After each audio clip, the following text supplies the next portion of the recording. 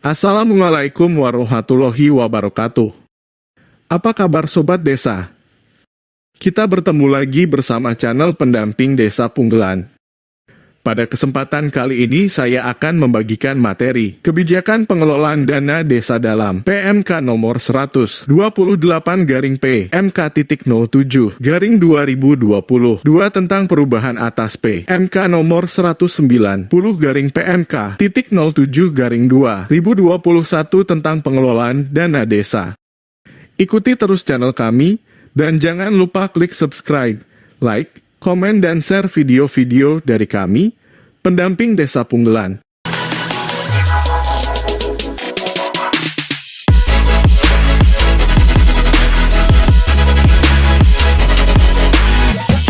Ruang lingkup 1. Penyaluran. Batas waktu penyaluran DD. B. Batas waktu penerimaan dokumen penyaluran DD. C. Perluasan muatan Perkades. 2. Penggunaan dana desa untuk BLT desa. B. Dana desa untuk COVID. 3. Sanksi. A. Sanksi kepada desa. B. Sanksi kepada Pemda. 4. Relokasi. Realokasi selisih BLT desa. Batas waktu penyaluran. Dalam PMK 190, batas waktu penyaluran DD untuk desa reguler. Tahap 1, paling cepat bulan Januari dan paling lambat bulan Juni. Tahap 2, paling cepat bulan Maret dan paling lambat bulan Agustus. Untuk desa mandiri, batas waktu penyaluran DD tahap 1 paling cepat bulan Januari dan paling lambat bulan Juni. Sementara itu dalam PMK 128, batas waktu penyaluran DD untuk desa reguler. Tahap 1, paling cepat bulan Januari dan paling lambat bulan September. Tahap 2, paling cepat bulan Maret dan paling lambat bulan September.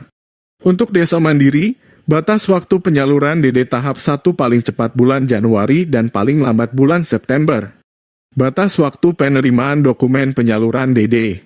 Dalam PMK 190, batas waktu penerimaan dokumen penyaluran DD untuk desa reguler. Tahap 1, paling lambat 5 hari kerja sebelum bulan Juni berakhir. Tahap 2, paling lambat 5 hari kerja sebelum bulan Agustus berakhir. Untuk desa mandiri, batas waktu penerimaan dokumen penyaluran DD tahap 1, paling lambat 5 hari kerja sebelum bulan Juni berakhir.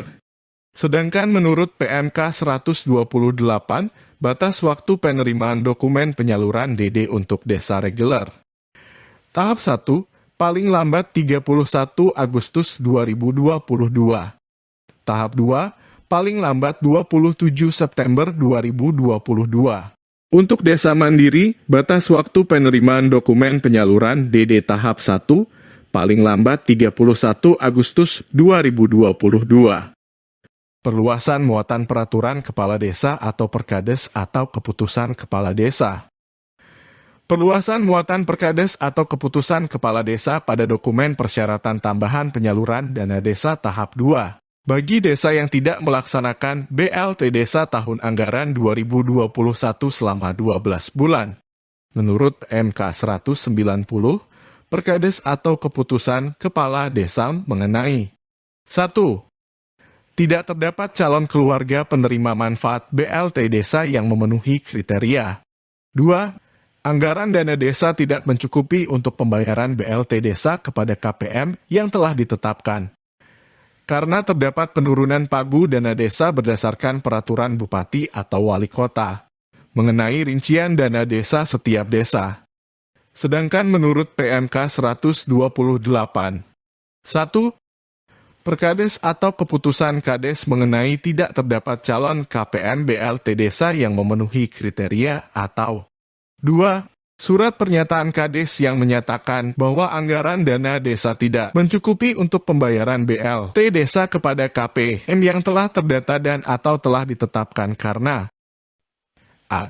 Terdapat penurunan anggaran dana desa setiap desa yang ditetapkan berdasarkan Perbub atau wali kota mengenai rincian dana desa setiap desa dan atau B.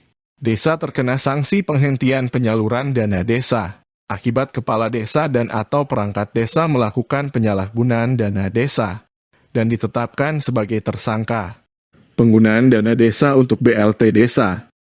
Dalam PMK 190, salah satu kriteria KPM BLT desa adalah keluarga miskin penerima jaring pengaman sosial lainnya yang terhenti, baik yang bersumber dari APBD dan atau dari APBN. Sedangkan dalam PMK 128, salah satu kriteria KPM BLT desa adalah keluarga miskin penerima jaring pengaman sosial dari APBN yang terhenti. KPM BLT desa dapat menerima bantuan sosial yang bersumber dari APBD. Dalam PMK 190, jika ada PM BLT desa yang meninggal harus digantikan dengan KPM yang baru.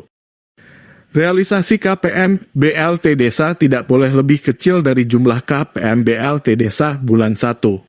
Sedangkan dalam PMK 128, jika ada KPM BLT desa yang meninggal dan tidak dapat penggantinya, Kades dapat melakukan perekaman realisasi penyerapan BLT desa sesuai dengan BLT desa yang telah dibayarkan kepada KPM, disertai penjelasan mengenai penurunan realisasi jumlah KPM tersebut. Sisa BLT desa yang disebabkan oleh penurunan KPM dapat digunakan untuk mendanai kegiatan pemulihan ekonomi di desa, bidang kesehatan, dan atau penguatan ketahanan pangan dan hewani. Penggunaan dana desa untuk penanganan COVID-19. Menurut PMK 128, 1.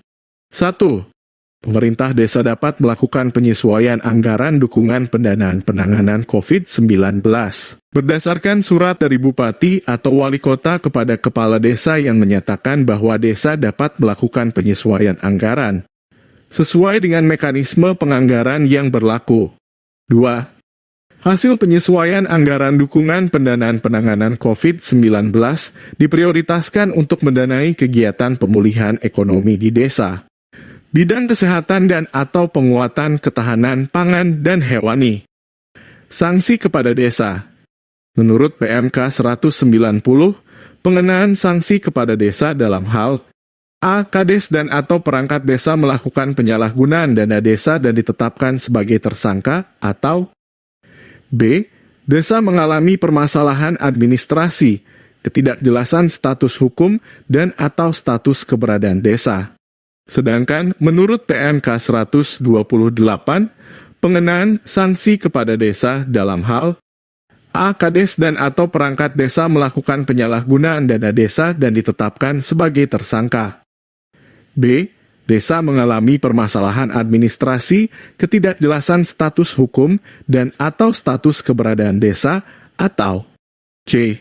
Penyalahgunaan wewenang oleh Bupati atau Wali Kota terkait pelantikan dan atau penghentian kepala desa yang tidak sesuai dengan ketentuan perundang-undangan, penghentian penyaluran dana desa non-BLT dan penyaluran kembali dana desa non-BLT yang telah dihentikan berdasarkan surat rekomendasi dari Kemendagri, berdasarkan hasil klarifikasi Gubernur sebagai wakil pemerintah pusat.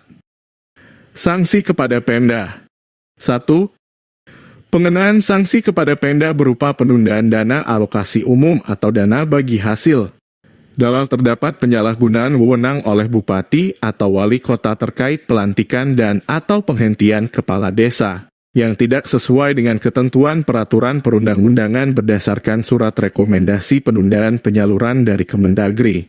2. Penyaluran kembali dana alokasi umum atau dana bagi hasil yang ditunda dilaksanakan setelah Direktorat Jenderal Perimbangan Keuangan menerima surat rekomendasi penyaluran kembali dari Kemendagri.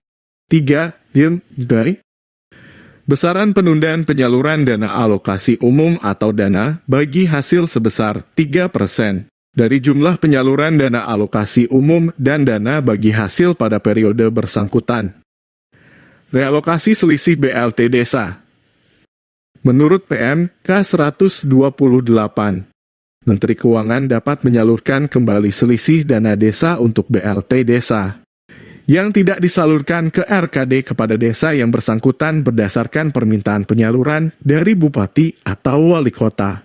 Selisih dana desa untuk BLT desa yang disalurkan kembali digunakan untuk kegiatan prioritas seperti kegiatan penanganan kemiskinan ekstrem berupa BLT desa, kegiatan penanganan stunting di desa, kegiatan bidang ketahanan pangan dan hewani, dan atau kegiatan prioritas lainnya. Desa yang tidak melakukan perekaman jumlah keluarga penerima manfaat paling lambat tanggal 13 Mei 2022, maka dana desa untuk BLT desa yang seharusnya dianggarkan tidak disalurkan ke RKD dan menjadi sisa dana desa di RKUN. Terima kasih.